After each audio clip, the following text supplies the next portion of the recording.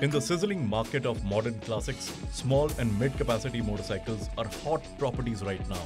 And one of the latest entrants in this segment is the Honda CB350, named the Highness.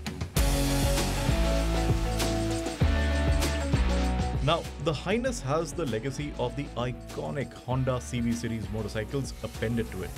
But in the Indian market, posing the biggest challenge is the uber-famous brand of Royal Enfield with its Meteor. So is the CB350 Highness ready for this challenge?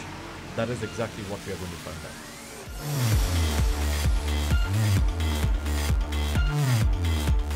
out. In terms of looks and appeal, the Honda Highness follows a simple, no-nonsense design approach. There are just necessary elements in terms of styling, and it is great that Honda did not overdo any part. But that might bother some customers who are planning to buy an eye-catching motorcycle to exhibit pizzazz. As can be expected from a modern classic, you get metal everywhere, with splashes of chrome of course. The smartly designed LED headlamp cluster also does its bit to add a sparkle of classic appeal, which is further complemented by the well-finished turn indicators, rearview mirrors and the instrument cluster, which is a combination of an analog speedometer and a small LCD screen, providing you with all the necessary trip information.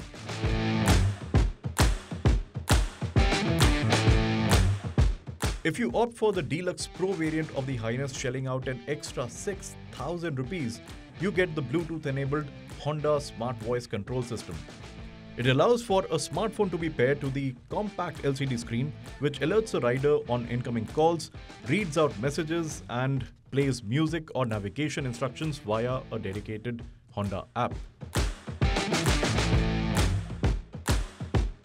But you'll need to install aftermarket Bluetooth helmet speakers or use a headset to make use of this feature, which sort of beats the purpose really, because you can just connect the Bluetooth audio device directly to your smartphone for music and navigation. Now you'll ask, why should one really opt for this feature then? Which is a great question, because you can simply go for the non-pro model in case you don't want to get the call alerts or the message readouts.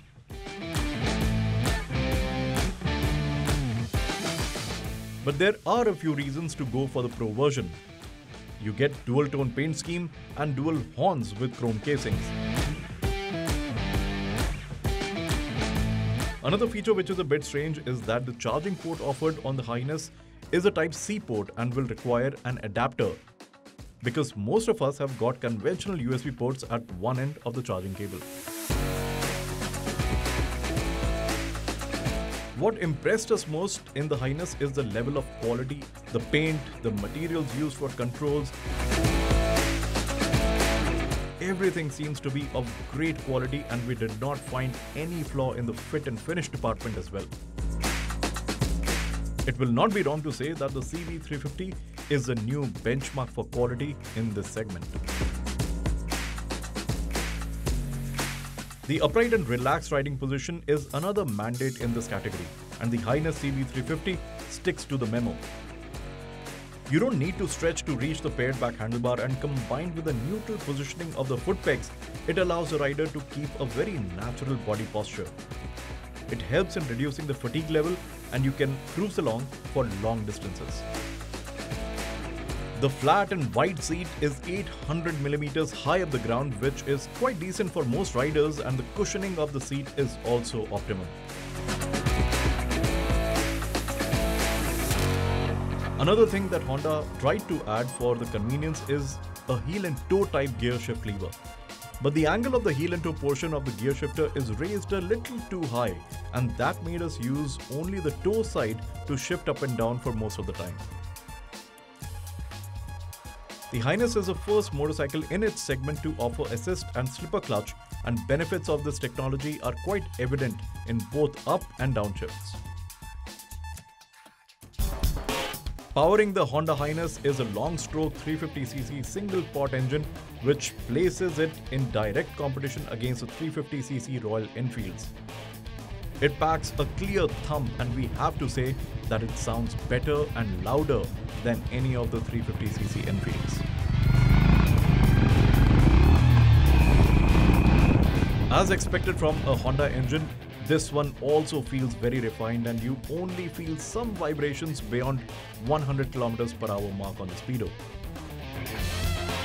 The motor delivers 30 Nm at just 3000 RPM, which makes for a pleasing riding experience overall. The gearing has been done in a manner to provide a different flavor to the powertrain, and it feels pretty quick in 0 to 60 km per hour. But then the Highness goes past 130 km per hour while the Meteor gets stuck at 120. So the overall performance is quite appreciable, and what impresses is the manner in which it gets delivered. That is, without any irritating vibrations. The feedback from the chassis is also pleasant, and the Highness feels planted at both low and high speeds. The suspension setup is tuned for an optimum ride quality, which means it feels a bit stiffer at low speeds compared to the rivals, but then it also offers better handling at high speeds. Now, if you want to ride the Highness at high speeds, what you do need is a very efficient braking system. So instead of going with the BioWare calipers like most other manufacturers in the segment, Honda decided to use the Japanese Nissin brake setup. And the results are actually way better than the competition. You get a dual channel ABS as well, but that is a standard nowadays. Another first in the category is a switchable Honda selectable torque control, or simply traction control. Now, experienced riders might think that it is not a necessary feature to have with this little power, but it can actually be a very good feature for those who are upgrading from 100cc or 150cc class. The pricing is also similar to the base variant of its arch rival, the Meteor 350, so the Highness has been priced fairly well.